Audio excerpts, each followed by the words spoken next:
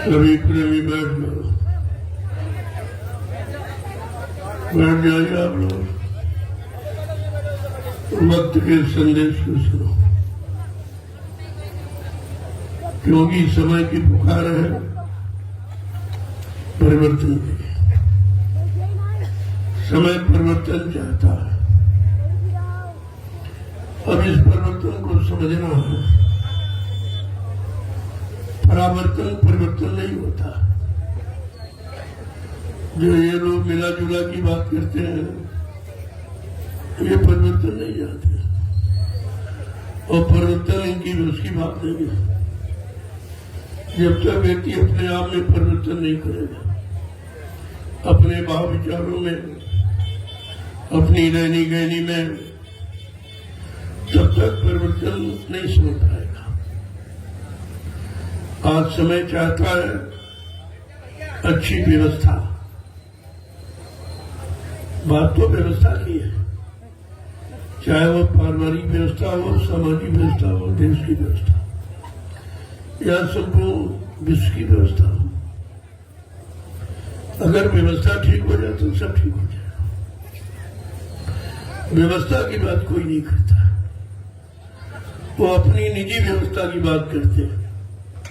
हमें रात मिल जाए, हमें पाठ मिल जाए, धन मिल जाए, दौलत मिल जाए, मतलब यानी कुर्सी मिल जाए, पद मिल जाए, लेकिन ये नहीं सोचते हैं कि हमको जीवों को न्याय मिल जाए, न्याय मिल जाए, नीति मिल जाए, सिद्धांत मिल जाए, सुख और शांति मिल जाए, इसकी बात नहीं करते। तो यही कमी है, इसी कमी को दूर करना है। तो बगैर संगठन के कुछ नहीं होता। धर्मशास्त्रों में भी लिखा है, कलयुगे संघे शक्ति। कलयुग में संघ संगठन ही शक्ति है।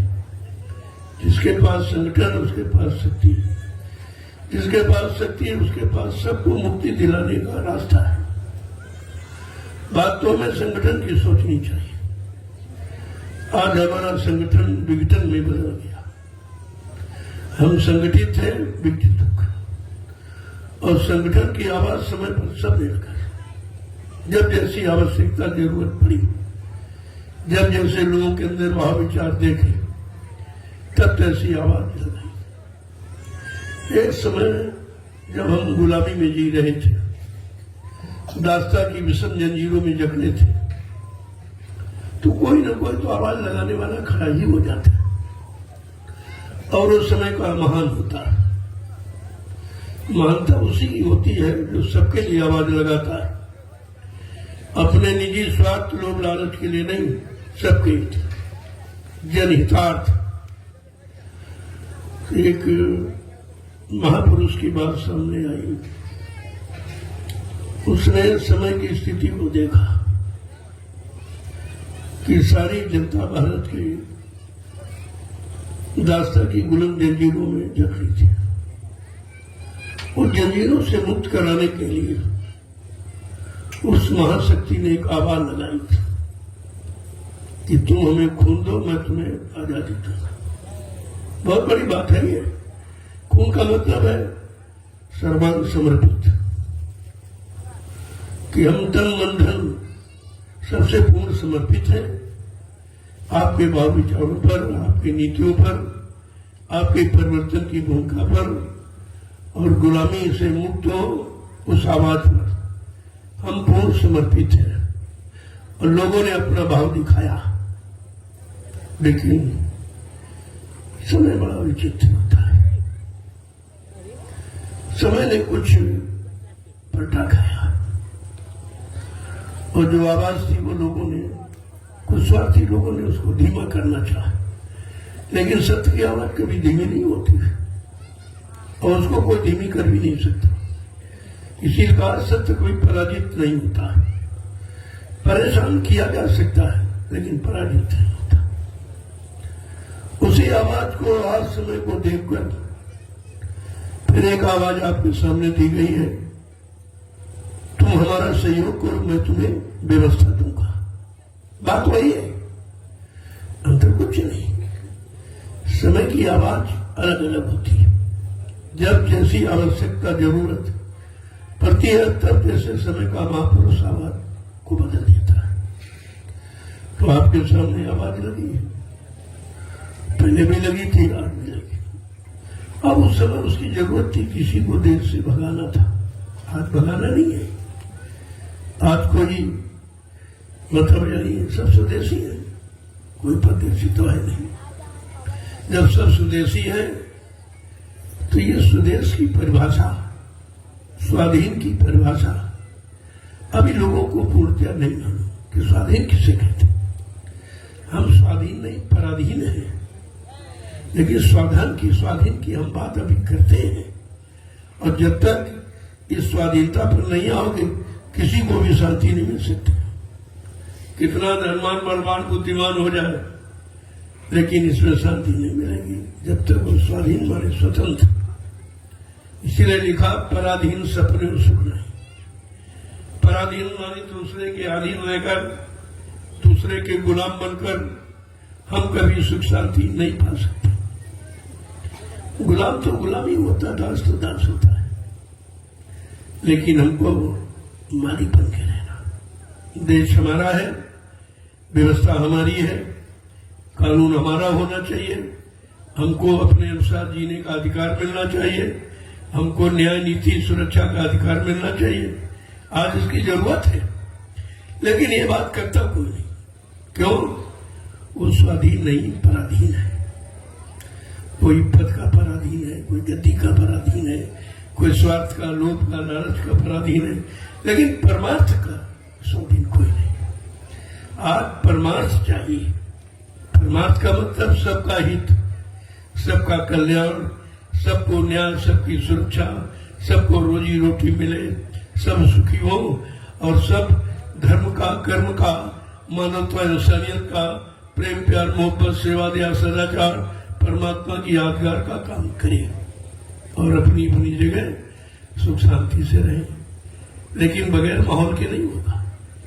अगर आप कहीं भजन करने बैठ जाओ तुम्हारा झोले उठा कोई चला जाएगा। ये क्या है? व्यवस्था नहीं है, शांति नहीं है, क्रांति और भ्रांति, अशांति फैल गई है। विश्व को शांति में परिवर्तित करना है, उसके लिए हमें आपको शांति की आवाज देनी पड़ेगी और शांति का सहयोग करना पड़ेगा। लेकिन कैसे? जनमत के साथ। कलयुग है, कलयुग में जिसके पास जमात उसके पास करामात। अगर जमात नहीं तो कोई करामात आती। इसलिए मैं जनमत इकट्ठा कर रहा हूं। मेरा काम जनमत इकट्ठे करने का। किसी की निंदा आलोचना बुराई पर हमारा कोई ध्यान नहीं। बुराई करने वाला कभी अच्छा हो ही नहीं सकता और दूसरों को नीचा दिखाने वाला कभी उठ नहीं सकता। इस बात को हमेशा ध्यान रखें। सबके उद्धार, सबके कल्याण की बात सोचो और करो। तुम्हारा भी कल्याण और उद्धार उसी में निहित है। इसलिए समय की बात को समय से सुनना चाहिए। बदलाव का मतलब परिवर्तन ही है। परिवर्तन का मतलब हमको अपने अनुसार व्यवस्था चाहिए, जिस व्यवस्था में रहकर हम पारिवारिक जीवन, सामाजिक जीवन, व्यवहारिक जीवन को सुचारू रूप से व्यतीत कर सके। व्यवस्था उसे कहते हैं। अब व्यवस्था की बात लोग समझ नहीं पाए बेचारे। व्यवस्था क्या है? व्यवस्था, अब व्यवस्था को तुम भूल बस व्यवस्था कहते हो। इसमें तुम परेशान हो, न तुमको न्याय है, न तुम्हारी सुरक्षा है, न कोई रोजी रोटी है, न किसी तरह का मतलब आपको सुख शांति है। तो व्यवस्था है कहाँ? अब कहते हैं कर्मचारी अधिकारी खराब। मैं कहता नहीं, देश का कर्मचारी अधिकारी कोई खराब नहीं है, देश की व्यवस्था खराब। अगर व्यवस्था ठीक हो जाए ये सब सही निशाने पर आ जाएंगे और अपने अपने कर्म कर्तव्य का पालन करने लगे, व्यवस्था ठीक हो जाएगी। लेकिन व्यवस्था एक पक्षी है। व्यवस्था स्वार्थ की है, व्यवस्था निजी लाभ, लोभ और लालच की है। इसलिए परेशानियां बढ़ती जा रही। जब तक ये खत्म नहीं होगा, कितने भी चुनाव कर लो आप, कितने प्रधानमंत्री मुख्यमंत्री बदल डालो, लेकिन व्यवस्था नहीं बदल सकते हो। व्यवस्था इनके हाथ में नहीं है। ये स्वयं अपने में बदलाव नहीं लाते तो व्यवस्था कैसे बदलेगी? इनमें कोई बदलाव है? इनके अंदर कोई परमार्थ की भावना है? कोई धर्मार्थ की भाव, कोई सेवार्थ की भावना? कुछ नहीं, केवल स्वार्थ की भावना। स्वार्थी लोग कभी किसी का हित नहीं कर सकता, वो केवल अपनी तक जी रहा है। और यहाँ परमार्थ की बात हो रही है। संत महापुरुष परमार्थ की बात करते हैं, महाशक्तियां परमार्थ की बात करती है, और बाकी सब स्वार्थ की बात करते हैं। जिनको आपने भगवान कहा वो भी स्वार्थ में ही नहीं थे, क्योंकि उनका इतिहास बताता है कि एक बदले की भावना से कितना बड़ा जनसंहार कर डाला लंका में। एक पल में एक बदले की भावना कि हमारी स्त्री का वर्ण हो गया। स्त्री कारण किंग संग्रामा, बन बन फिरे लक्ष्मण और रामा। एक स्त्री के बदले में कितना भारी जनसंहार हो गया। ये परमार्थ नहीं है, ये स्वार्थ। ये मतलब यानी जिसके अंदर बदले की भावना है अभी स्वार्थ से अलग नहीं हो पाया। तो इसलिए परमार्थ कभी ऐसी शिक्षा नहीं देता। परमार्थ का मोड़ ही अलग है, और जब तक आप परमार्थ के मोड़ पर नहीं खड़े होंगे आप सुख शांति कदापि नहीं पा सकते। आज मैं परमार्थ की बात ही कर रहा हूं, सारे हिंदुस्तान को परमार्थ की तरफ ले जाने का प्रयास कर रहा हूं कि आप परमार्थी जीवन व्यतीत करो, फिर देखो तुम्हारे जीवन में कितनी सुख शांति। अब यह सब अपनी अपनी व्यवस्था, अपनी अपनी दुकानें, अपने स्वार्थ लोलालच की क्या कर रहे हैं? ये सब नरक जाने के पंथ रास्ते हैं, इनसे दूर होना चाहिए। अब सदगुरु की शरण में आकर भी अगर आप मतलब अपने आप को नहीं बदल पाए, अपने आप को परमात्मा की जगह पर नहीं चला पाए, तो इससे सरल और सहज कोई रास्ता नहीं है जिसमें एक पैसे का खर्च है।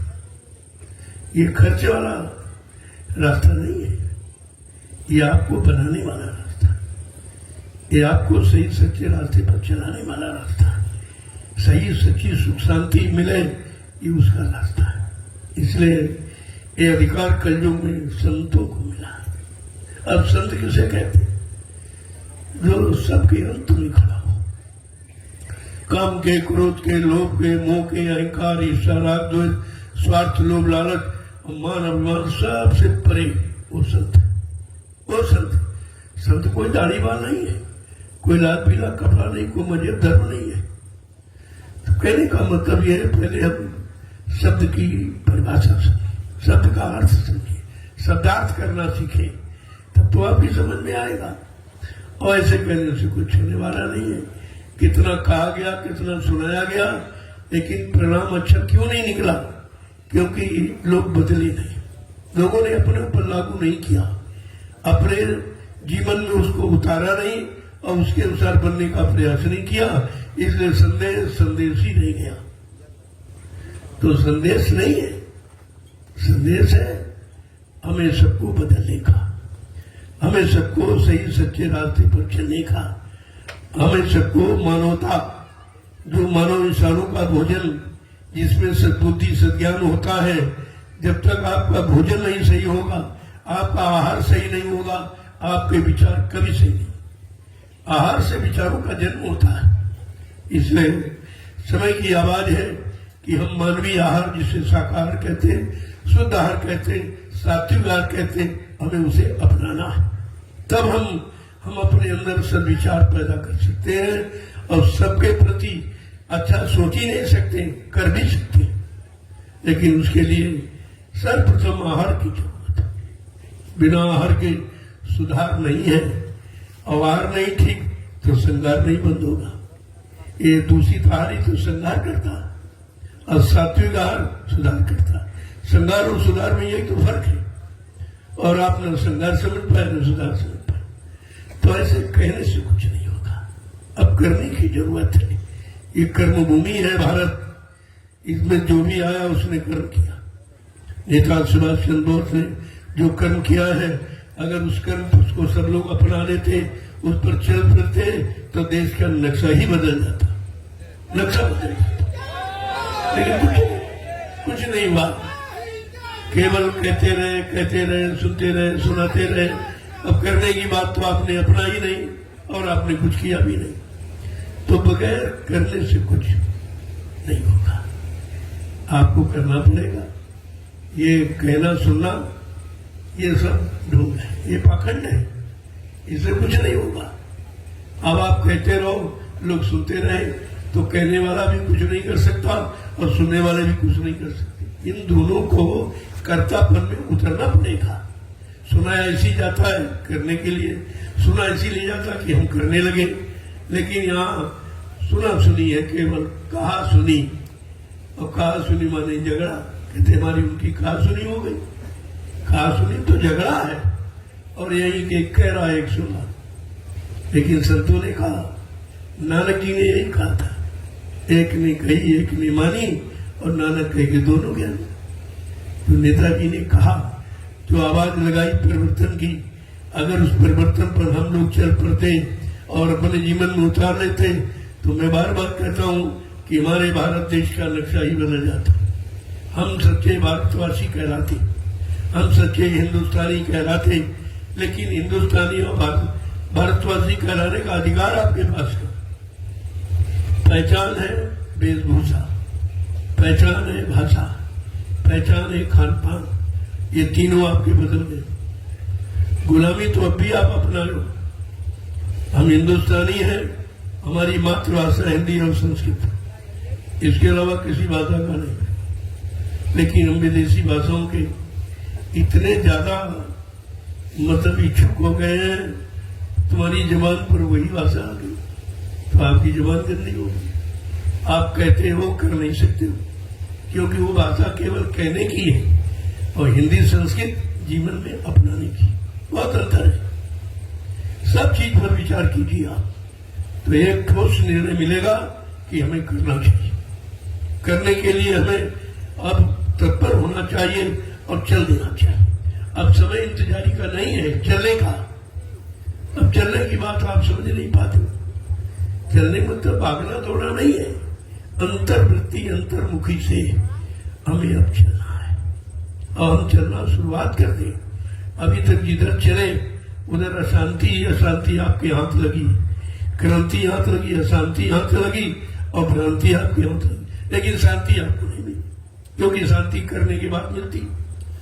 सब सुनने सुनाने में गोस्वामी जी महाराज को इसीलिए तो लिखना पड़ा, पर उपदेश कुशल बहु तेरे जे आचरण ते नर लगने। दूसरे को उपदेश करना, दूसरे को भाषण प्रवचन सुनाना बड़ा सरल है, लेकिन वही अपने पर उतारना और उसके अनुसार अपने जीवन को चलाना उतना ही कठिन है। बात तो इसलिए है अब करने की जरूरत। ये कर्म भूमि है, इस भारत भूमि में जो भी आया, जिसने जन्म लिया उसको कर्म करना पड़ा। वही उनके कर्म का ही तो इतिहास हम लोग ये पढ़ते हैं कि उन्होंने भाई क्या किया जो उनका नाम लिया जा रहा, और हम क्यों हमारा नाम क्यों नहीं लिया, हमने कुछ किया ही नहीं। बात तो करने की आती। अब क्या करना चाहिए और कराने वाला कौन होगा? तो राम को किसने महान बनाया? गुरु ने। ये गुरु सत्य है। वो माने अंधकार, वो माने प्रकाश, जो संपूर्ण अंधकार को प्रकाश में परिवर्तित करती, संपूर्ण झूठ को सत्य में बदलती, संपूर्ण परेशानी दुख तकलीफों को आराम और सुख में परिवर्तित करती। बात तो इसलिए है। तो हमें आपको अब कुछ समझना है, और समझ करके अब समझ को अंदर नहीं छिपा के रखना, उसको कार्य रूप में परिणित करना। जब करने लगोगे जो आप करोगे वो तुम्हारे सामने आ जाएगा। इस पर विशेष ध्यान देने की जरूरत है। मैं 12 वर्ष से लगातार पूरे हिंदुस्तान के लोगों को संदेश दे रहा था।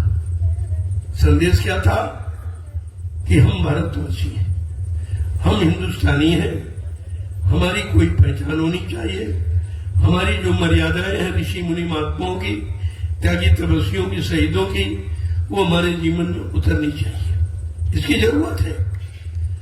तो भी नहीं कुछ हुआ है, लेकिन प्रयास हमारा उसी का है। जब तक हम सब लोग मिलकर देश की समस्याओं का समाधान नहीं निकालेंगे तब तक कुछ। तुमको राजा कर देगा, प्रधानमंत्री कर देगा, उनके पास कुछ नहीं, वो जानते ही नहीं है। वो परमार्थ सेवा धर्मार्थ से बहुत करोड़ों को दूर खड़े, वो तो स्वार्थ में डूबे हुए हैं, गद्दी के अभिमान में, कुर्सी के लालच में, जबकि इनको मालूम है ये चीज तुम्हारी नहीं है, न पहले तुम्हारी थी और न रहेगी, ये तुम्हारे यहाँ टिकने वाली नहीं। लेकिन नहीं समझ आ रहा कि जब आदमी किसी में डूब जाता है तो उसको वही चीज दिखाई देती। मैंने 12 वर्ष संदेश सबको दिया, ऐसा नहीं है। राजा प्रजा धर्माचार्यों को, उनको इनको सब, क्योंकि मैं परमिशन लेके कार्यक्रम करता हूँ। परमिशन का मतलब कि हम तुमको सूचना दे रहे हैं, सूचनार्थ कि मैं ये संदेश देने जा रहा हूँ जो समाज देश के हित में है, जो राजा प्रजा दोनों के हित में है और जो हमारे भारत देश के हित में है, वो हम संदेश देने जा रहा हूँ। तो मैंने उनको परमिशन उनसे लिया और कार्यक्रम किए। मेरे पास पूरा प्रमाण है, पूरी मैंने लिस्ट बना के रखी, कहाँ किस तारीख में, किस जिले में, किस प्रांत में, किस तहसील ब्लॉक में मैंने क्या क्या कहा है, कौन सा संदेश दिया है, ये मैंने सब नोट करके रखा। समय आने पर मैं ये सामने आपके रख दूंगा कि कोई ये नहीं कह सकता, न प्रधानमंत्री न मुख्यमंत्री, कि हमको संकेत नहीं मिला, हमको बताया नहीं गया, हमें मालूम नहीं था, हम भ्रमित थे।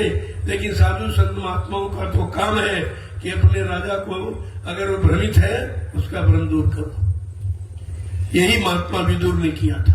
देखो महात्माओं का काम है और किसी ने नहीं किया। बड़े बड़े लोग वहां भी थे, ऐसा नहीं है कि धर्माचार्य नहीं थे। भीष्म पितामह, गुरु द्रोणाचार्य, कृपाचार्य ये भी तो धर्म थे, ये भी धर्मगुरु थे।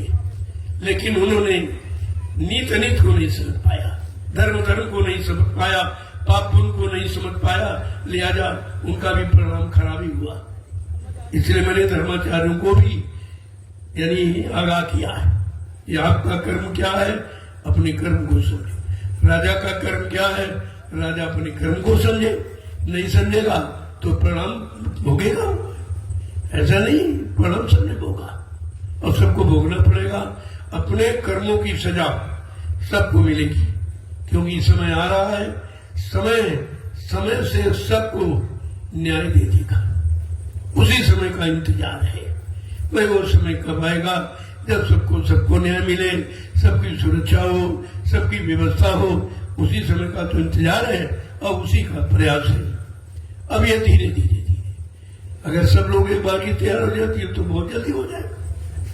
महापुरुषों ने कहा भाई परिवर्तन का मसाला हमने तैयार कर लिया, लेकिन बात तो इसलिए है कि जब तक तुम उसके काबिल नहीं दिखाई दोगे तब तक मैं ये व्यवस्था नहीं सौंपूंगा। ये व्यवस्था से नहीं सौंपी जाएगी। ये ताज किसके सिर पर बांधा जाए, ये शहीदी इंकलाब है। ये ताज किसके सिर पे बांधा जाए, जो देश की व्यवस्था नहीं विश्व की व्यवस्था को सुचारू रूप से चलाए और नरसंहार और मांसाहार और दुराचार और भ्रष्टाचार ये सब समाप्त करती है। इसकी जरूरत है। जब तक ये नहीं होगा, कोई भी प्रधानमंत्री राष्ट्रपति बन जाए, लेकिन जब तक ये नियम नीति सिद्धांतों को नहीं अपनाएगा उसका राज चल नहीं सकता और वो भी पार नहीं हो सकता, उसको भी शांति नहीं मिलेगी। अभी उन्होंने नर्क नहीं पढ़े हैं कि किन किन कार्यों से नर्क मिलता है, किस किस स्वार्थ में डूब जाने पर नर्क मिलता है, कौन कौन से व्यभिचार है जिसके करने से नर्क मिलता है। ये तो उनके पास है ही नहीं।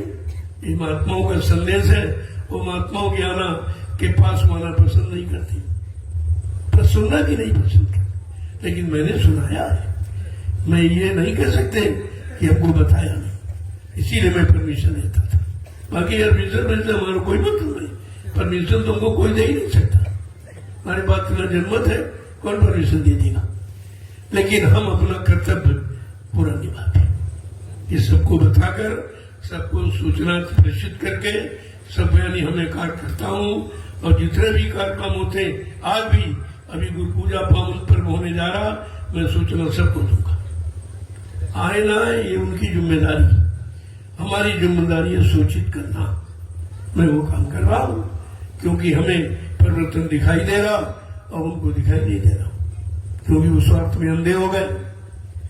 उन पर स्वार्थ का पर्दा पड़ गया, लोभ लालच का पर्दा पड़ गया, मान सम्मान का पर्दा पड़ गया है, उन्हें ये परमार्थ सेवा धर्म दिखाई नहीं देता, लेकिन हमें दिखाई देता। हम तो बताएंगे, हम तो इशारा करेंगे। और मैंने 12 वर्ष पूरे हिंदुस्तान में घूम घूम कर ये मैंने संदेश दिया, सबको बताया। कोई अपने स्वार्थ लोभ लालच करे, हमको तो कुछ चाहिए नहीं। हमको अपना देश चाहिए, हमको अपने देश की व्यवस्था चाहिए, हमको अपने देश का इतिहास बनाना चाहिए। हमारा संकल्प ये, पर हमको कुछ नहीं चाहिए, क्योंकि सबसे खराब है राजा बनना। तब से राज और राज से नरक, नरका, राज से नरका, इसमें कुछ नहीं फर्का, इसमें कोई फर्क नहीं। सिर्फ राजा बनना बड़ा गंदा काम। स्वामी महाराज ने इसी तो लिखा रामचरितमानस कि जा सुराज प्रिय प्रजा दुखारी, सो न पवस नरक अधिकारी। जिसके राज में प्रजा दुखी है वो राजा नरक में जाए। क्या ये रामचरितमानस नहीं पढ़ते? श्री राम का झंडा उठाए घूम रहे और रामचरितमानस से बह रहे। अरे श्री रामचरितमानस ही श्री राम है और श्री राम ही रामचरितमानस, ये क्यों नहीं समझते? लेकिन एक भी बात नहीं, उन्होंने राजा के लिए लिखा कि धार्मिक भूमि का राजा कैसा होना चाहिए। तब लिखा कि राजनीति बिन धन धर्मा और प्रभु समर्पे बिन सत्कर्मा। ये राजनीति बिना धार्मिक धन गाड़ी कमाई के नहीं चलाई जा सकती, और नीतिवान और चरित्रवान पुरुषों के बगैर ये भारत देश की राजनीति को कोई चला नहीं सकता।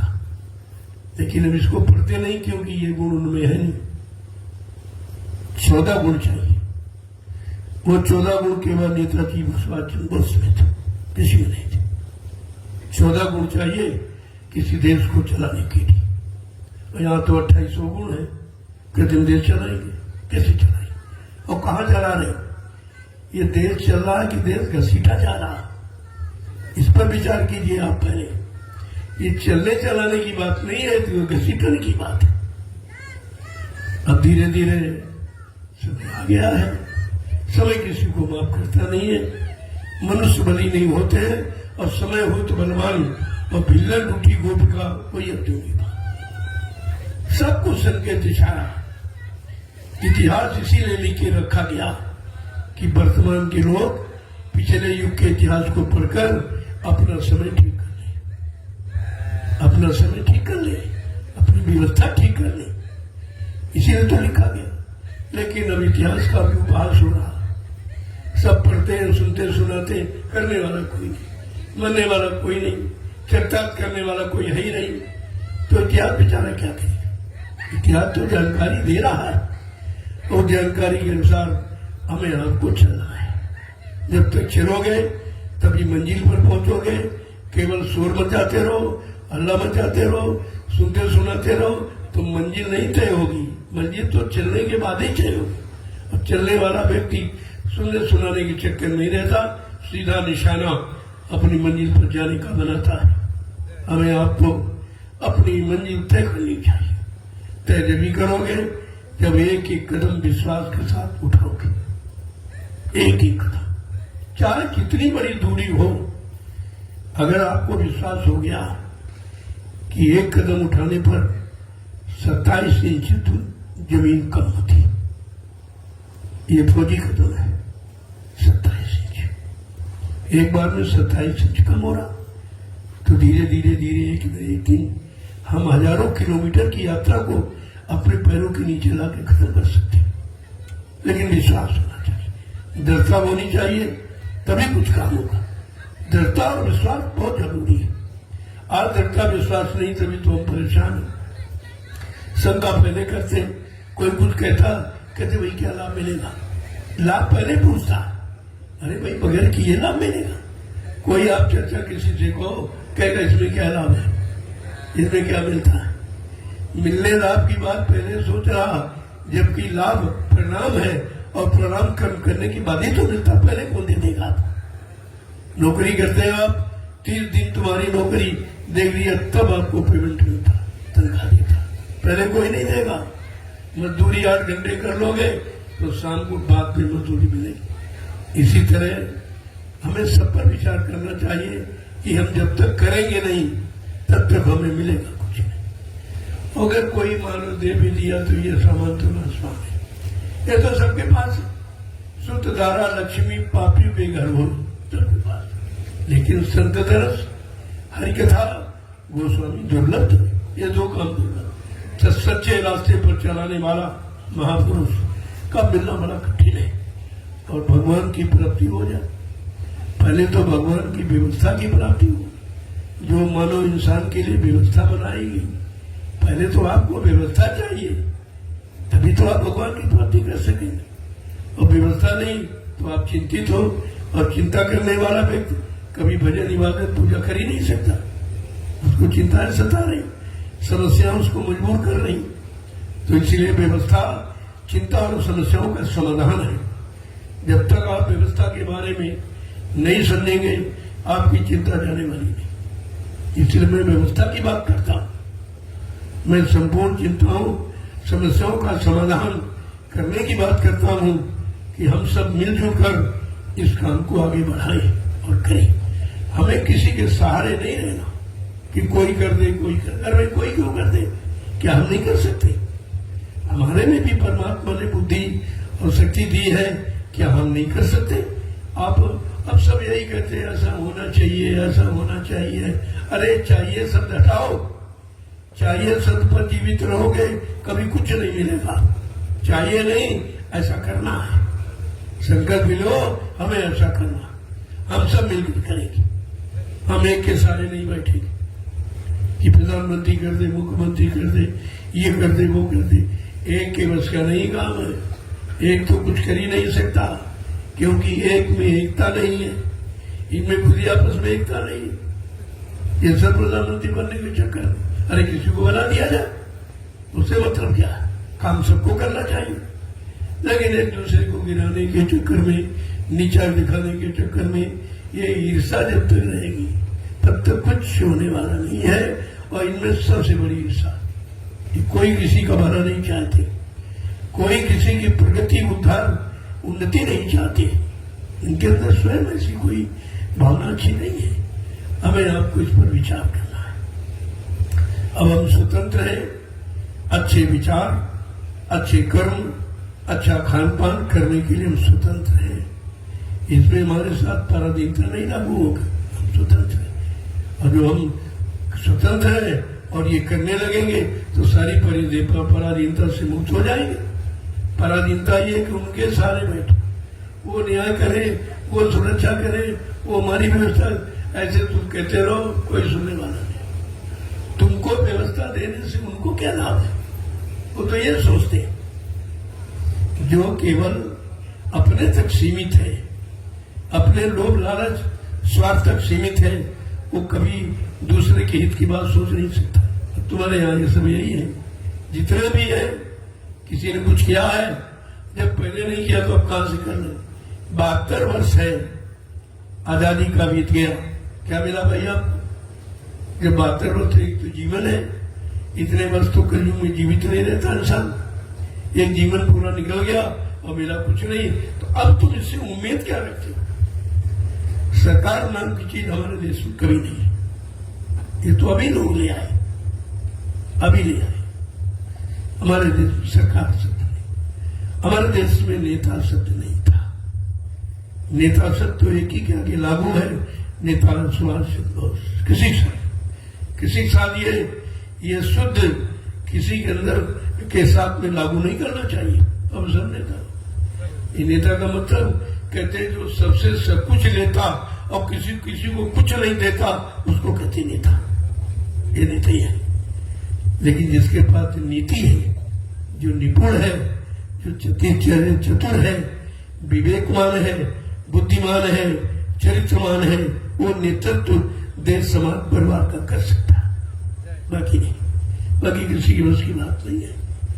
इसलिए मैं तो यही लोगों को बताना चाहता हूं कि अब किसी के सहारे मत बैठो, खुद खड़े हो जाओ, खुद काम करो। और कैसे? क्योंकि खुद वो भी नहीं करते, पहले वो जनमत इकट्ठा करते। ये वोट लेना क्या, जनमत ही तो है। अगर बगैर जनमत के बन जाए कोई प्रधानमंत्री, राष्ट्रपति, वो जनमत के ही सारे खड़े होते। अब तुमको जनमत की बात बताते नहीं, तुम आपस में लड़ते झगड़ते रहते हो, ईर्ष्या राग द्वेष करते रहते हो, और तभी तुम विकास और उन्नति कर नहीं पाते हो।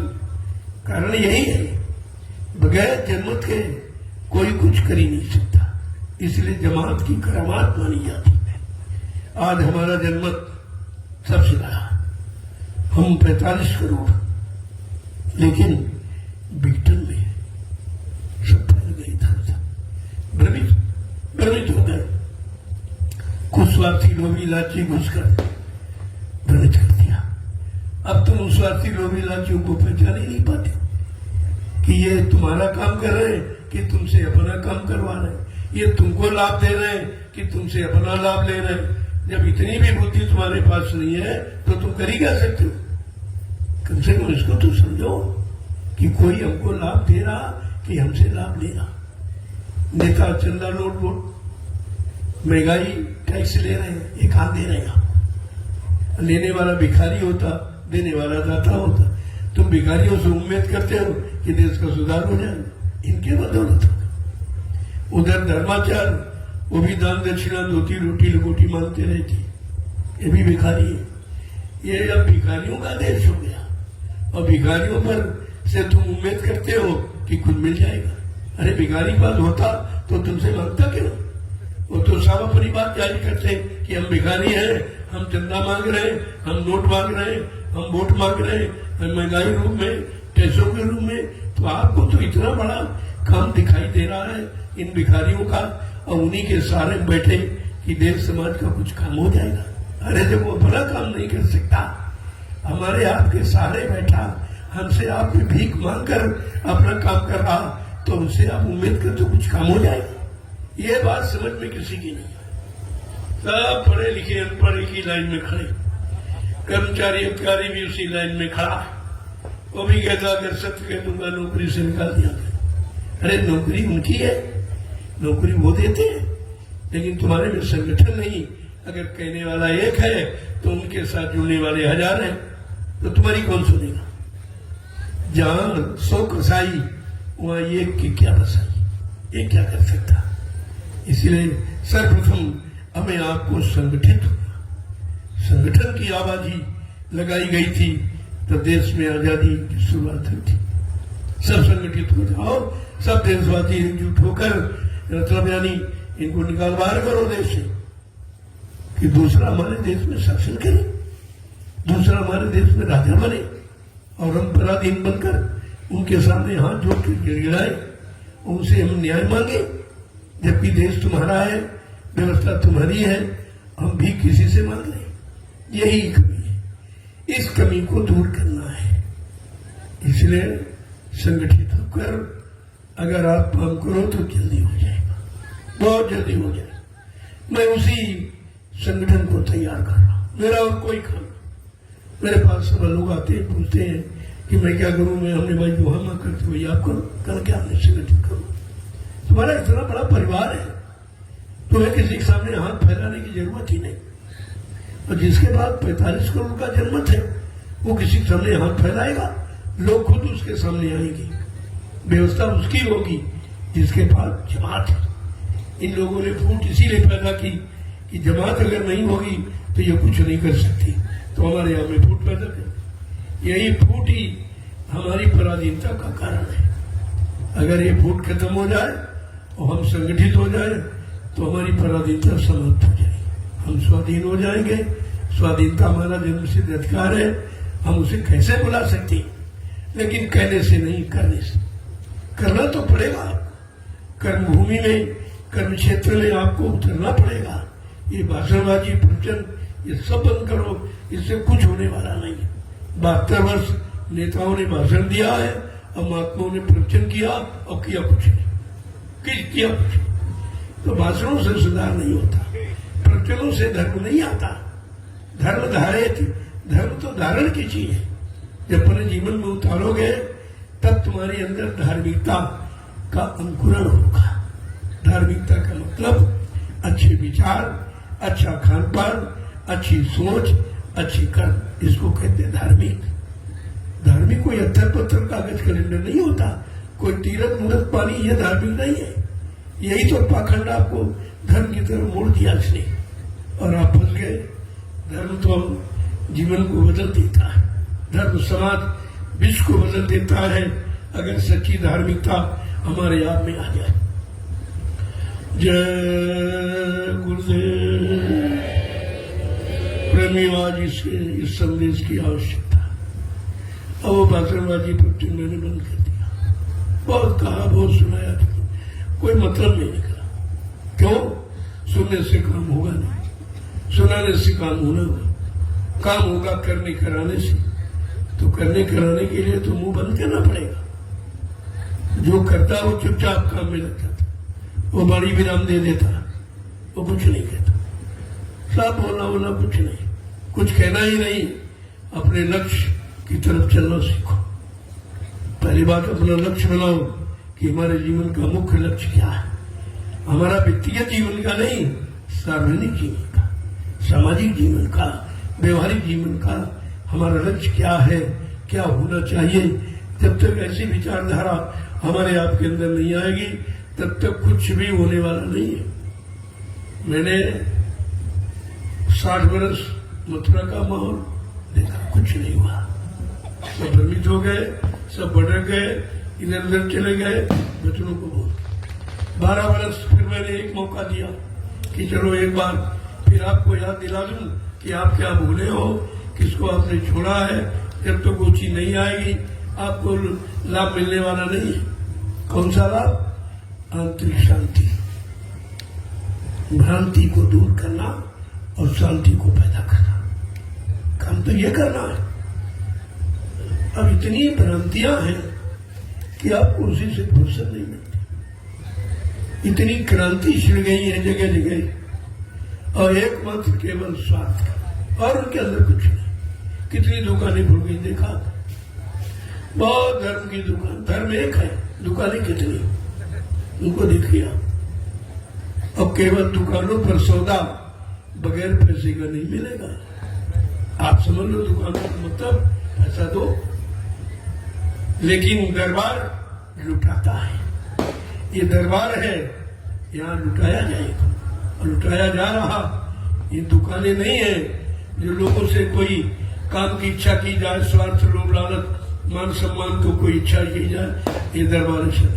मैं तो किसी दरबार को मानता ही नहीं, लेकिन स्वेच्छा से। प्रेमी क्यों देता? मैंने पूछा, भाई जब मैं नहीं मानता तो आप क्यों देते हो? कहते मैं इसलिए देता हूँ कि हमारे पास समय नहीं है। हम कहाँ लगाए, किसको दें? तो हम जानते कि आपको देंगे, आप अच्छी जगह लगा दोगे तो हमको भी अपनी कमाई का कुछ लाभ मिल जाएगा। हमने हाँ ये बात ठीक, ये तुम्हारा निर्णय है, मैं आपकी कमाई को अच्छी जगह लगा दूंगा। और देखो आपने कितने अभी थोड़े दिनों में मैंने ये 6 आश्रमों का निर्माण कर दिया। मथुरा में एक, वो भी सुचारू रूप से नहीं रहा, व्यवस्था बिगड़ गई, कुछ नहीं हो रहा है, कुछ रखा ही नहीं गया। सब स्वार्थी लोभी लालची टूट पड़े, एक दिन लूटमार होने लगा, खत्म हो गया। लेकिन हमने कहा ठीक, कोई बात नहीं, चलो एक आश्रम आपने गंदा कर दिया, अरे मैं आश्रम बनाना जानता हूँ, बना दूंगा। मैंने 5 आश्रम बना दिए। वैसे तो 6 है, लेकिन 5, 3 तो यही है। एक आपका हरदोई बगल में दयाल आश्रम, और 2 ये है, एक नैमिषारण में और एक रामशाला मिश्रित में है, यहाँ बैठे हो आप, और एक नवीनतम आश्रम का निर्माण करने जा रहा है।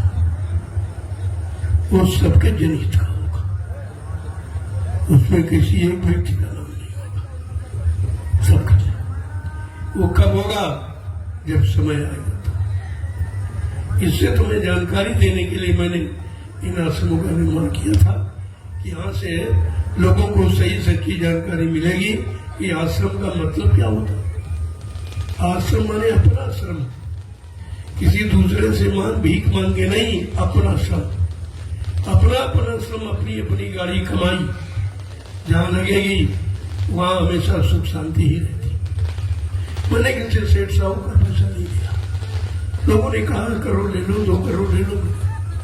नहीं, मैं भिखारी नहीं हूं, हमारे गुरु ने मुझे भिखारी बनाया नहीं था। इसलिए मैं भिखारी नहीं हूँ। अगर आपको वोट देने की इच्छा है उधर चले जाओ, उधर नैमिषारण्य में तमाम भिखमंगे हैं, उनको दे दो, मुझे नहीं दो। अयोध्या में चले जाओ, मथुरा चले जाओ, कहीं चले जाओ, तमाम भिखारी वहां सड़क किनारे बैठे, उनको दे देना। हमको जरूरत नहीं, हमको तो प्रेमियों की गाड़ी कमाई चाहिए जिससे समाज देश का कल्याण हो, इसके लिए। और प्रेमियों ने किया और आपके सामने बना दिखाई दे। आदमी अपना घर नहीं बना पाता, यहाँ 3 आश्रम को निर्माण कितनी जल्दी हुआ, इसको आप देखिए। ये है सच्चाई का प्रतीक। जहाँ सत्य है वहाँ सब कुछ है, जहाँ धर्म है वही सब कुछ है, जहाँ मानवता, इंसानियत, प्रेम, प्यार, मोहब्बत, सेवा, दया, सदाचार, परमात्मा की यादगार है, वहीं पर सब कुछ है और कहीं कुछ नहीं। तो ये आपको करना पड़ेगा, आज नहीं तो कल। अब ज्यादा समय नहीं है, अब समय तुम्हारा इंतजार नहीं करेगा। महापुरुषों ने बहुत समझाया, बहुत समय दिया, लेकिन लोग नहीं माने। तब कहा भाई नहीं मानोगे तो जो मनाने वाला हम उसके हाथ में चार दे देंगे, कुदरत। तो कुदरत के हाथ में चार दे देंगे। अब कुदरत क्या करेगी जरा देखिए आज। अब तक तो बहुत कुछ हो जाता, ये विनाश तो 80 में ही समाप्त हो गया, विनाश 80 में हो जाता। लेकिन महापुरुषों ने अपना वरद हस्त रखकर अपनी अमृतमयी वचन वाणी वायुमंडल में प्रसारित करके उस कुसुम को रोक दिया, उसको रोक दिया है। लेकिन फिर भी आप नहीं माने, फिर भी आपकी समझ में नहीं आया कुछ, तो कहा तुम ऐसे नहीं मानोगे। तो पिछला इतिहास बता रहा कि समझाने बुझाने पर नहीं माने, तो उन्होंने कहा ठीक है, उन्होंने कहा चाहे कुदरत को दे दिया। अब कुदरत तो सबको समझाना जानती, अब समझा देगी, समझा देगी। मैंने 2 वर्ष वाणी का विराम लिया, देश में घूम घूम कर पहले जैसा संदेश नहीं दूंगा, उसकी जरूरत नहीं। जब घर वाले ही सुधार में करें, घर वाले ही विरोध करें, घर वाले न समझें, तो वहां पर चुप हो जाना ही बुद्धिमानी है। विभीषण क्यों चुप हो गया? उसकी बात भाई ने नहीं मानी, अच्छी सच्ची बात, न्याय नीति की बात नहीं मानी, तो उसने कहा चलो घर से बाहर चले जाओ, इस घर में रहने का कोई मतलब। उसने घर वाले छोड़ दिया। महात्मा विदुर की बात जब नहीं मानी, न राजा ने मानी, बड़े बड़े धर्माचार उन्होंने नहीं माना, तो उसको त्याग पत्र दे दिया। लेकिन यहाँ किसी मंत्री ने त्याग पत्र दिया है? सब सहयोगी है, अपने राजा को नरक में ढकेलने का काम सब कर रहे हैं, सब सहयोग कर रहे हैं। पहले मंत्री का कर्तव्य था कि अपने राजा को सही सच्चे रास्ते पर चलने की सीख दे, उनको सलाह दे। ये सलाहकार है, सलाह कोई बुरे काम के लिए थोड़ी होती, लेकिन कोई नहीं। सब तारीफ करेंगे, सब वाहवाही करेंगे कि मतलब यानी, तो ये तो और गिराने के चक्कर में। लेकिन ये राजा को सोचना चाहिए कि भाई हमको जो हम कर रहे हैं सब उसी में सहयोग करें। कोई नहीं कह रहा कि ये ठीक है कि खराब है, अच्छा ये बुरा है कि पाप है कि पुण्य है, कि धर्म है कि ये धर्म है, कि सत्य है कि ये सत्य है, कोई कहने को तैयार नहीं। तो राजा को भी तो समझना चाहिए। लेकिन संजोगे कैसे? क्या धर्मशास्त्र झूठे हो जाएंगे? विनाश करे विपरीत बुद्धि। जब जिनका विनाश होने को होता है, उनकी बुद्धि विपरीत दिशा में काम करती है। आप चाहे कितनी अच्छी सच्ची बात बताओ, वो मानने को तैयार नहीं होगा, क्योंकि उसको पाप का घड़ा भर गया, वो फूटेगा, वो फूटेगा निश्चित। इसे कोई रोक नहीं सकता। रोकने वालों की बात जब नहीं मानोगे तो रोकेगा कौन? और तो कोई रोक ही नहीं सकता। जिनके साथ कुदरत है, कुदरत जिनके इशारे पर काम करती है, वो रोकेगी। जब उनकी बात आपने मानना नहीं करता, भाई कुदरत से कहा तुम करो, अब तुम करो, मेरी बात नहीं मानो। तुम्हारा मनाना अच्छा है, तुम्हारा मनाना इनके बुरे कर्मों का तरीका तुम्हारे पास है, इनको सजा देते जो तुम मानते नहीं। इसलिए प्रेमियों, बड़े समझने सोचने का समय है। अब इधर उधर भाषणबाजी, प्रवचन, शोर शराबे का समय खत्म हो गया। बहुत बताया, बहुत सुनाया, बहुत समझाया। जब कोई समझने के लिए तैयार नहीं है, अच्छे काम करने के लिए तैयार नहीं है, अच्छे रास्ते पर चलने के लिए तैयार नहीं है, अच्छा खान पान अपनाने के लिए तैयार नहीं है तो वाणी को विराम देना ही बुद्धिमानी है, चुप हो जाना चाहिए। ये चीज जय गुरुदेव। देखो जय गुरुदेव का मतलब विश्व गुरु हो भारत देश, यही शब्द है। जय शंकर ध्वनि है, सम्मान सूचक आदर सूचक शब्द है। गुरु माने जो सबके हित का काम करे, सबको हर मुसीबत दुख तकलीफ से मुक्त करे, वो गुरु। गुरु कोई दाढ़ीवान लाल पीला कपड़ा नहीं होता है। और देव जो सबको सब कुछ दे और बदले में को कुछ न ले, ऐसे उसको कहते थे। ये ऐसा शब्द है, 3 शब्द, जय गुरु और ये तीनों का अर्थ है। और यही अर्थ आपके काम आने वाला, और यही आप चाहते हैं, लेकिन आप समझ नहीं पाते हो कि जय गुरुदेव का मतलब क्या। क्या जय हिंद जय गुरुदेव कोई अंतर है? जय हिंद तो जय गुरुदेव ही है। जय हिंद भारत देश, जय गुरु भारत देश, ये बात समझनी चाहिए आपको। जब समझ लोगे तब अंतर द्वंद्व समाप्त हो जाएगा। जो अंतर में द्वंद्व चल रहा है, अंदर में वैचारिक क्रांति, विचारों में भिन्नता चल रही, ये समाप्त हो जाएगी, कुछ नहीं रहेगा आपका। जय गुरुदेव, जय गुरुदेव। इसीलिए जय गुरुदेव नाम किसका कहते हैं? प्रभु का। प्रभु, ये प्रभु की सारी सत्ता है। जब प्रभु मृत्युलोक मंडल पर आ गया तो उसकी सत्ता और कौन संभाल सकता है? किसके बस की बात? तो प्रभु शब्द पर विचार करो। गोस्वामी महाराज ने यद्यपि रामचरित मानस के उत्तरकांड में इशारा किया है, एक अनियना अज सच्चिदानंद प्रभु धाम। वो एक अनामी धाम है, वहां एक अनामी महाप्रभु है। जब अनामी महाप्रभु स्वतः मानव चोला धारण करके मृत्युलोक मंडल पर आ जाएगा, प्रभु नाम को जगाएगा, प्रभु नाम को सिद्ध करेगा, प्रभु नाम का प्रचार कराएगा, प्रभु नाम से जीवात्माओं को जगाएगा, प्रभु नाम का बेड़ा भवसागर में लगाकर इन जीवात्माओं को घर पहुंचाएगा। ये है प्रभु। प्रभु का यह आदमी इंसान नहीं है। अभी तक लोग यही नहीं समझ पाए प्रभु का मतलब क्या। प्रभु से बढ़कर और कुछ है?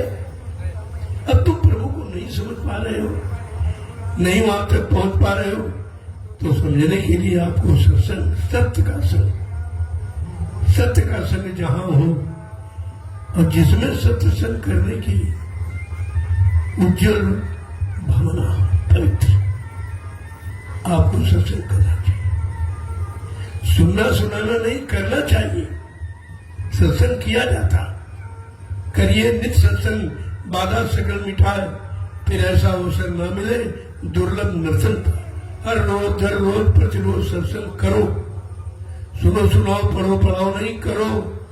जब करोगे तो करने का अनुभव, अब करने का अनुभव सच्चा है। जो काम अच्छा बुरा कोई भी करना हो तो आप उसके बारे में अच्छी तरीके से जान जाएंगे।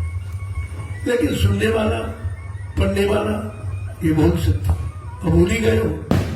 फिर जिसने लिखा, किस स्थिति परिस्थिति में लिखा उसने, उसके सामने कैसी समस्या थी, कैसा वातावरण था, कैसे लोग थे, उनके विचार क्या थे, तो उसने लिख दिया। कोई जरूरी है कि तुम्हारे पर वो लिखा लागू हो जाए? वो तो समय की बात है। आज समय कुछ और है, जो लिखा गया उस समय कुछ और था। अगर उसको लागू करो तो ऐसा मन मुर्दा से झूठ लिखा। वो अपने समय का सत्य है, तुम्हारे समय का सत्य नहीं। जितने नाम आए अपने समय के सत्य थे, लेकिन तुम्हारे समय का प्रभु नाम सत्य, प्रभु ही सत्य है, और प्रभु की सत्ता सत्य है। और प्रभु ये यानी सत्य काम करने के लिए आया है, और सबको सतलोक सचखंड पहुंचाने के लिए आया। और काम करेगा वो काम करेगा। तो संत रविदास जी जो मीराबाई के गुरु थे, उन्होंने अपनी ज्ञान पोथी में लिखा है भविष्यवाणी। ये त्रिकालदर्शी होते हैं, भूत भविष्य वर्तमान के जानकार होते हैं। सैकड़ों साल पहले आए और तब लिखा और आज वो लागू हो रहा है। देखो कितने दूरगामी, कितने दूरदर्शी होते हैं कि जो इतने पहले के समय को अपने समय में कह दिया। कहा कि ये भारत देश है, ये भारत भूमि है, जिसने भारत भूमि को सताया। देखिए कितनी बड़ी बात की, जितने भारत भूमि को सताया, लूटा। लूटने वाले कौन, उसका नाम भी उन्होंने दिया, जबकि उस समय ये नाम नहीं थे प्रचलित। नेता, मंत्री और अधिकारी, उस समय ये नहीं थी, कुछ ये व्यवस्था नहीं थी। लेकिन महापुरुष कितने त्रिकालदर्शी हैं, जो सारी व्यवस्था को देख के पहले ही बता रहे हैं कि इस भारत देश की व्यवस्था को किसने लूटा, किसने किसने बिगाड़ा। वो स्वार्थी लोग कौन है कि नेता, मंत्री और अधिकारी, इनको जान बचाना होगा भारी। अब आगे इनको अपनी अपनी जान बचाना बड़ा मुश्किल हो जाएगा, क्योंकि सत्य निर्णय देने जा रहा। सतयुग आ रहा है, कलयुग जा रहा है, इसीलिए कलयुगी व्यवस्था समाप्त हो जाएगी और सतयुगी व्यवस्था लागू हो जाएगी। क्या कह रहे हैं? नेता, मंत्री और अधिकारी, इसने भारत भूमि सताई। इन लोगों ने भारत भूमि को सताया, लूटा है अपना स्वार्थ, लोभ लालच हल करने के लिए। तो क्या कह रहे हैं? नेता, मंत्री और अधिकारी, इनको जान बचाना होगा भारी। एक दिन ये छोड़ के मैदान भगेंगे, अपने अपने घरों में छिपेंगे। लेकिन महापुरुष क्या करेगा? वो किस लिए आए हैं? वो किस लिए शांत बैठे हैं? वो बैठे नहीं है, वो इनकी व्यवस्था को देख रहे हैं। इन्होंने धन छिपा के किस देश की, किस बैंक में, किस खाते में, किस कोड नंबर पर किसका कितना कितना जमा है, ये सब नोट किया। ऐसा नहीं है। अब कहा या तो तुम कह दो कि हमारा कोई पैसा नहीं है, मैं उसको निकाल के ले आऊं, मेरे पास व्यवस्था है, वो पैसा निकालेगी। उस व्यवस्था का नाम है दूरदर्शी। ये व्यवस्था, इसके द्वारा ये धन निकाल के लाया जाएगा, देश सेवा में लगा दिया जाएगा, सतयुग तुम्हारे सामने खड़ा दिखाई देगा। ये व्यवस्था है। तो कहा भाई ये तो सब होगा, तुम कहाँ छिपोगे? ये सोचते हैं कि हमने तो विदेशी बैंकों में पैसा जमा कर लिया और भारत से चोरी करके बताया नहीं। लेकिन महात्माओं के हाथ से तुम धूल नहीं झोंक सकते, उनके पास दिव्य दृष्टि है। जब तुम ले जा रहे थे तभी वो देख रहे थे, और रख रहे थे तभी देख रहे थे। अब कहते कि तुमने रखकर जो चोरी की वो भी देख रहा हूं, और जिस भाव से किया वो भी देख रहा हूं, लेकिन तुम्हारा ये चलने वाला नहीं। ये भारत देश की गाड़ी कमाई है, इसको कोई चुरा छिपा के खर्च नहीं कर सकता। तो कहा इनको सबको निकाल के ले आऊंगा, देश सेवा में लगाऊंगा और सतयुग तुम्हारे सामने खड़ा दिखा दे। यह सतयुग है, इसको कहते हैं। सतयुग माने व्यवस्था। सतयुग कोई आदमी का नाम नहीं है तो बाबा जी पकड़ के ले आएंगे आपको दिखा। सत्य व्यवस्था, आंखें सत्य देखने लगे, कान सत्य सुनने लगे, वाणी सत्य बोलने लगे, पैरों से सच्ची जगह चल के जाने लगो, हाथों से सद्धर्म सेवा करने लगो, बुद्धि से सच्चा निर्णय लेने लगो। तो क्या इसी का नाम सतयुग है? सतयुग माने व्यवस्था। व्यवस्था का नाम सतयुग है, और वही व्यवस्था आपको चाहिए। तो व्यवस्था इससे तो नहीं मिल जाएगी, उसके लिए आपको उनसे आगे बढ़ना होगा, उनसे आगे काम करना होगा, उनसे अच्छे काम करना पड़ेगा। वो स्वार्थ, लोभ, लालच का काम करते, तुम्हें सेवा, धर्म, परमार्थ करना होगा, तब ये काट है उसका। और ऐसे कुछ कहने से नहीं, ऐसे कोई सुनने वाला नहीं। भाई किसी से कहोगे तो वो क्यों बंद करेगा? जिसको लाभ मिल रहा है, जिसका स्वार्थ हल हो रहा, तुम्हारे सत्य कहने से कहो मान जाएगा? लेकिन नहीं, दबाव बनाना है। दबाव क्या है? जनमत। ये दबाव, जनमत के सिवा कुछ कोई दबाव नहीं, वो हमें आपको तैयार करना। मैंने जब शुरुआत की थी अभी 28 मई 2012 से एक भी आदमी मेरे साथ नहीं। कितनी मेहनत की देखिए आप, रात दिन 12 वर्ष रात दिन मेहनत, क्योंकि एक आदमी नहीं था। अब तो करोड़ों की संख्या। लेकिन अभी भर्ती हुई है, उनको ट्रेनिंग नहीं मिली, प्रशिक्षण नहीं मिला, कमी इस बात की। अब धीरे धीरे उनको सत्य के रास्ते पर चलाना, सत्य की परिभाषा बताना, सत्कर्म की जानकारी देना, मानवीय खान पान की जानकारी देना, अपनी भारतीयता की जानकारी देना, अपनी हिंदुस्तान की गौरव गरिमा को बताना, ये जरूरी है। मगर इसके कुछ नहीं। मैंने ये आवाजें बिल्कुल अलग लगा दी, किसी ने नहीं लगाई आज तक। ये विश्व का इतिहास है जो मैंने कहा, किसी ने नहीं कहा कि आप शाकाहारी हो जाओ। कोई राजा, कोई धर्माचार्य, कोई मंदिर मस्जिद कहीं से कोई आवाज नहीं निकली कि भाई शाकाहारी होना चाहिए। कोई रामायण गीता भागवत वो भी संदेश नहीं दे रही, सब मौन है बिल्कुल। मैंने कहा कि भाई शाकाहारी हो जाओ। अब शाकाहारी हमारा जन्म सिद्ध अधिकार है। हम माँ के पेट से जन्म लिए, हम सब आप तो शाकाहारी आप पैदा हुए थे, मांसाहारी नहीं पैदा हुए। और तुम्हारा भोजन शाकाहारी है, क्योंकि पैदा होने के वक्त तुम्हारे अंडा नहीं खिलाया, शराब नहीं पिलाई, मुर्गा मीट कुछ नहीं खिलाया, आपको अपना दूध पिलाया। ये दूध शुद्ध शाकाहार। तो आप तो जन्म से शाकाहारी। और 3 गुण लेकर इंसान पैदा होता, शाकाहारी, सदाचारी और ब्रह्मचारी। ये तीनों गुण आप में थे। अब आपके पास पहले गुण नहीं रहा कि आप शाकाहारी नहीं रहे। परेशानी आने का कारण ये है कि जो प्रथम गुण था उस गुण से आप अलग हो गए, परेशान हो गए। जब शाकाहारी नहीं रहे तो सदाचारी बनने का प्रश्न नहीं और ब्रह्मचारी होने का भी प्रश्न नहीं। तो शाकाहार पर निर्भर है। बगैर शुद्ध आहार के तुम्हारे में कोई कर्म शुद्ध नहीं हो सकता।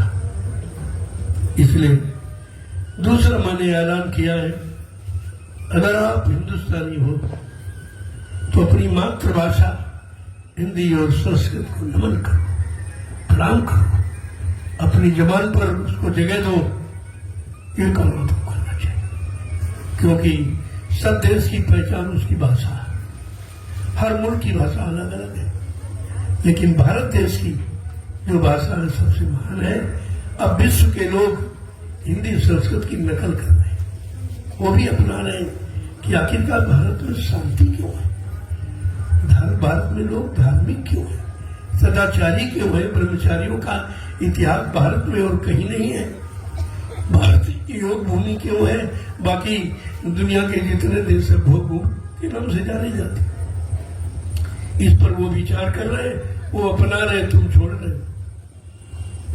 इसलिए हमारी मातृभाषा हिंदी और संस्कृत। आगे हिंदी संस्कृत में ही संविधान बनेगा। जो सदियों का संविधान होगा वो हिंदी संस्कृत है। इसलिए इसकी प्रधानता बहुत जरूरी है और हम सबको इसकी तैयारी करनी चाहिए। इसी संदर्भ में जिस स्थान पर आप बैठे हो, जय गुरुदेव आध्यात्मिक ज्ञानाश्रम, तो यहीं पर जय गुरुदेव आध्यात्मिक गुरुकुल हिंदी संस्कृत महाविद्यालय का निर्माण होने जा रहा है। मैंने इसकी घोषणा की है और इसकी जरूरत है, क्योंकि व्यवस्था आगे आ रही है। तो एक बार की अगर चीज नहीं है मतलब तैयार नहीं हो पाएगी, तो पहले से तैयारी तो पहले से की जाएगी, तब तो उस समय पर आप काम कर सकोगे। तो उसकी तैयारी हो। दूसरी पहचान है हमारी भारतीयता की कि भारतीय वेशभूषा। किसी देश में चले जाओ उसके वेशभूषा अलग है, लेकिन तुम्हारी कोई वेशभूषा नहीं है। उधर गुलामी का इंकलाब करते हो, गुलामी हटाओ, गुलामी हटाओ, गुलाम इनको हटाओ, उनको हटाओ, लेकिन जो मुख्य चीज वो तो हटा ही नहीं रहे। ना तुम भाषा हटा पा रहे हो, ना वेशभूषा हटा पा रहे हो। ये पैंट पत्रों ये अंग्रेजों की पोशाक, आपकी नहीं। अभी अंग्रेजों के गुलाम आप, भाषा के गुलाम तुम, वेशभूषा के गुलाम तुम, अंडा मुर्गा में चालू के गुलाम तुम हो। गुलामी कहाँ चली गई? असली गुलामी तो यही है जो अभी तक आप उससे मुक्त नहीं हो पाए हो और तुम मुक्त होने का प्रयास भी नहीं करते। मैं बार बार कहता हूं, इसलिए मैंने ये 3 बिंदु जो रखे हैं जो हिंदुस्तान के विश्व में आज तक किसी ने नहीं कहा, किसी इतिहास में आपको नहीं मिलेगा कि आप इस तरीके से। और चौथा बिंदु मैंने रखा भारतीय नारी, कि नारी सृष्टि की केंद्र बिंदु है और नारी का अपमान जब जब हुआ विनाश हुआ। चाहे त्रेता का सीता का इतिहास ले लो, अत्या द्वापर में द्रौपदी का इतिहास ले लो। इसलिए भारतीय नारी कब कही जाएगी? जब भारतीयता में होगी, भारतीय वेशभूषा में होगी। तुम जिनकी पूजा करते हो, जिन देवियों की, कोई देवी सूट में भी नहीं है। सूट पहने कोई देवी है? फिर तुम, यानी देवी सूट में नहीं है लेकिन पुजारी सूट में है। और सूट में लूट है, साड़ी में नहीं। साड़ी में दया है। अगर सूट पहना तो द्रौपदी पीछे टूट गई थी। साड़ी पहनी, साड़ी में देखो मदद की गई, साड़ी बना दी थी। ये प्रमाण है आपके ऐतिहासिक। इसलिए मैंने भारतीय नारी के लिए साड़ी का ही मैंने उपदेश दिया है और धीरे धीरे आप धारण कर रहे हैं। साड़ी में तुम्हारी मर्यादा है, साड़ी में तुम्हारी सुरक्षा है, साड़ी में तुम्हारा बचाव है, तुम्हारा चरित्र बचेगा तो सब कुछ बच जाएगा। अगर जीवन में सबसे महत्वपूर्ण है तो चरित्र। अगर धन का नुकसान हो गया तो फिर पैदा कर क्यों कर लो? स्वास्थ्य का नुकसान होगा, नियम संयम ब्रह्मचर्य संतुलित आहार करके उसको भी किसी हद तक पूरा किया जा सकता। लेकिन जिसका चरित्र चलेगा उसके पास कुछ नहीं बचेगा। इसलिए अगर चरित्र की सुरक्षा करनी है, साड़ी बीच नारी, नारी बीच साड़ी। साड़ी आपकी भारतीय पोशाक है, भारतीय वेशभूषा है, ऋषि मुनियों की देन है। आप उसको अपनाना ही होगा। अगर नहीं अपनाओगे तो स्थिति और खराब हो जाएगी, और खराब हो जाएगी। फिर आपको अपनी इज्जत वालों को बचाना बड़ा मुश्किल हो जाएगा। इसलिए मैंने ये 4 बिंदु रखे जो हिंदुस्तान में आज तक किसी ने नहीं कहा। न किसी धर्माचार्य ने कहा, न कोई धार्मिक स्थलों से आवाज निकली, किसी ने बताया ही आपको नहीं। और इसकी जरूरत है। जब तक ये नहीं आएगा हमारा देश जो था विश्व गुरु वो नहीं हो पाएगा। विश्व गुरु बनने के लिए जो सबका विश्व का गुरु हो, विश्व को मार्गदर्शन करे, विश्व का पथ प्रदर्शक बने, तो उसको तो बहुत ही साफ होना चाहिए। सारी नीतियों से भरपूर, सारे आदर्शों से भरपूर होना चाहिए, तभी तो हो पाएगा। ऐसे तो नहीं होगा। इसलिए इन बिंदुओं पर विचार करो। मैंने जो कुछ कहना था कह दिया, सब बता दिया, सब कुछ। अब मैं 2 वर्ष के लिए विराम मैंने लिया है कि इधर उधर नहीं जाऊंगा। आश्रम पर जो आएंगे उनको संकेत करूंगा, बाकी नहीं। देखूंगा भाई मैंने जो 12 वर्ष मेहनत की है, सबको बताया, कितना लोगों में उतर के आया, उन्होंने अपने चरित्र में कितना उतारा है, ये भी देखने की जरूरत है। ऐसे ही अगर कहते रहो तो उसका कोई मतलब नहीं है, तो देखना जरूरी है।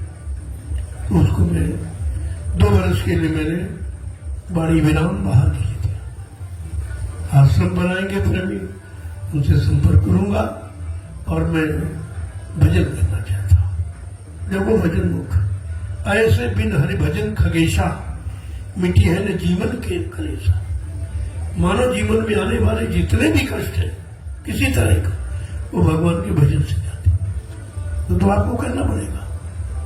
इसलिए मैंने कहा भाई हम भी करें, आप भी करो, इसी बीमारी की दया हो जाएगी, हमारा आप सबका उद्धार कल्याण हो जाएगा। और चाहिए क्या? मानव जीवन उद्धार के लिए मिला है, उद्धार के लिए नहीं, उद्धार के लिए।